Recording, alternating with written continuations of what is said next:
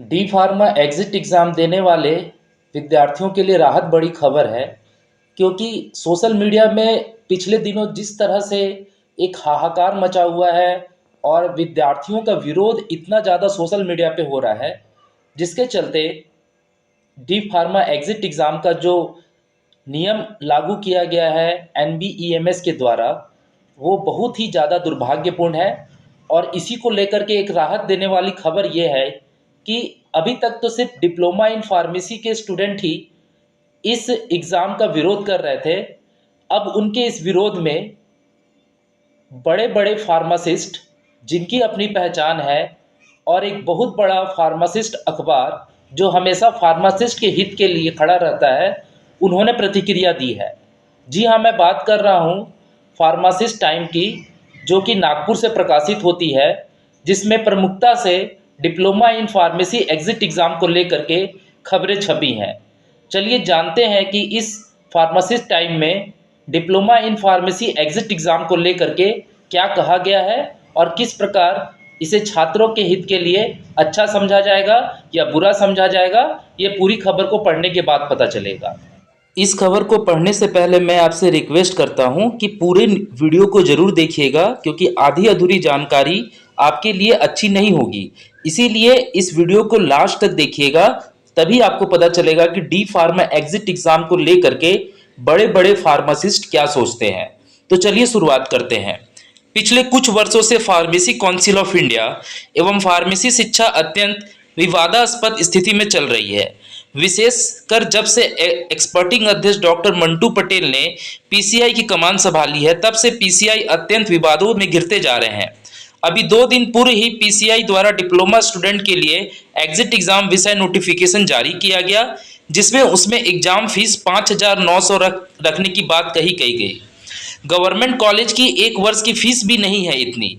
जहां एक और डिप्लोमा सिर्फ वे स्टूडेंट करते हैं जिन्हें जल्द से जल्द अपने परिवार की जिम्मेदारी संभालनी पड़ती है, और डिप्लोमा ही ऐसी पढ़ाई है जिसमें 2 वर्ष पूर्ण कर कोई भी बच्चा अपने व्यवसाय या नौकरी में लग जाता है। एक और गवर्नमेंट कॉलेज की 1 वर्ष की फीस भी जितनी नहीं होती, उससे ज़्यादा तो एग्जिट एग्जाम के लिए रखी गई एग्जामिनेशन फीस है। इस विषय पर तुरंत संज्ञान लेकर पीसीआई को तुरंत कंट्रोल करना चाहिए। उसके बाद नीचे लिखा हुआ है कि जब एग्ज़ाम लेना ही था तो सेकेंड ईयर के अंत में ही क्यों, यानी कि इसमें सेकेंड ईयर के जो विद्यार्थी हैं उनको भी शामिल करने के लिए कहा गया है, ऐसा इनका मानना है। अब आगे पेज में बढ़ते हैं। आगे ये पत्रिका कहती है कि बी फॉर्म एम फॉर्म के लिए एग्जिट एग्जाम क्यों नहीं लाया गया। एक और पीसीआई का कहना है कि शिक्षा का स्तर सुधारने हेतु एग्जिट एग्जाम का प्रोविजन किया गया, ये सभी को मान्य भी है, किंतु ये एग्जिट एग्जाम सिर्फ डिप्लोमा के विद्यार्थियों के लिए ही क्यों? हजारों विद्यार्थी डिग्री लेकर अन्य राज्य से दूसरे राज्यों में आ रहे हैं, उनकी एग्जिट एग्जाम क्यों नहीं ली जा रही?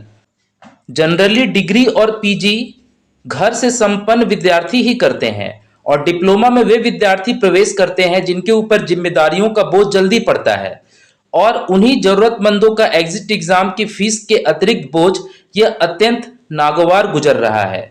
उसके बाद नीचे फार्मासिस्ट भूतड़ा जी कहते हैं कि वर्धा जिले के दत्ता मेघे मेडिकल कॉलेज में स्थित फार्मेसी संचालक फार्मासिस्ट नंद किशोर भूतड़ा जी ने फार्मासिस्ट टाइम के पास बच्चों की दुविधा रखते हुए कहा कि मेरे पास जो ट्रेनी बच्चे आते हैं उनकी माली हालत देखकर मन अत्यंत खिन्न हो जाता है, और ऊपर से एग्जिट एग्जाम के इस भूत ने उन पर सीधा नंगा नाच करने जैसा प्रयोग हुआ। अधिकतर डिप्लोमाधारी बच्चे ग्रामीण वर्ग से आते हैं और वे अत्यंत हलाकान परिस्थिति में अपने डिप्लोमा तक की पढ़ाई पूरी कर लेते हैं, और यदि इससे अधिक फीस पर नहीं पाए तो यकीनन उन विद्यार्थियों का भविष्य दांव पर लगने से कोई नहीं बचा पाएगा। उन गरीब बच्चों का कैरियर बनने से पहले ही बिगड़ जाएगा। हम यदि दया भाव रखते भी हैं तो कितने बच्चों के लिए? अन्य बच्चों के बारे में सोचकर मन अत्यंत खिन्न हो जाता है। उन्होंने पीसीआई से अपील की कि वे फीस पर फिर से एक बार विचार जरूर करें। उधर जब फार्मासिस्ट टाइम ने पीसीआई से संपर्क किया तो उनका कहना है कि क्वालिटी और सिक्रेसी को मेंटेन करने हेतु चार्जेस लगाने पड़ते हैं। ये बातें डॉक्टर दीपेंद्र सिंह जी ने कही। साथ में उन्होंने ये भी कहा कि ये जो एग्ज़ाम होता है बहुत ही प्रोफेशनल तरीके से होता है, और इसमें चूंकि 3 दिन का एग्जाम होता है तो काफ़ी खर्च आता है, इसीलिए ये फीस जो है इतनी ज़्यादा लग रही है। वहीं डॉक्टर सोमानी जो है APTI के के तरफ से अपनी बातें रखी।